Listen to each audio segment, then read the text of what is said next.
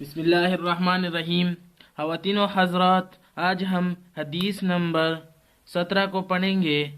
حدیث نمبر 17 میں پاکی ایمان کا حصہ ہے۔ الطہور شطر الایمان، پاکی ایمان کا آدھا حصہ ہے۔ پاکی ایمان کا آدھا حصہ ہے۔ تشریح: طہارت نصف ایمان ہے، یعنی آدھا ایمان ہے۔ طہارت پاکی اور نظافت کو کہتے ہیں اور اس کی ضد نجاست آتی ہے۔ اصطلاح میں طہارت اس کو کہتے ہیں کہ نجاست حکمی اور نجاست حقیقی سے پاکی حاصل کی جائے۔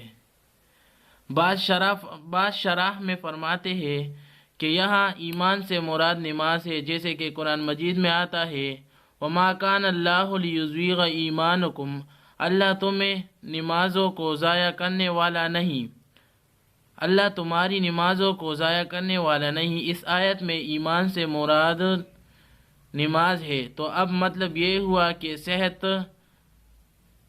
صلاۃ کے لیے طہارت اہم ترین شرط ہے، اس لیے طہارت کو نصف صلاۃ فرمایا گیا۔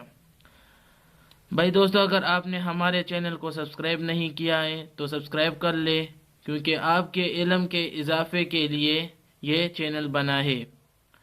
اللہ تعالی ہمیں اس حدیث پر عمل کرنے کی توفیق عطا فرمائے۔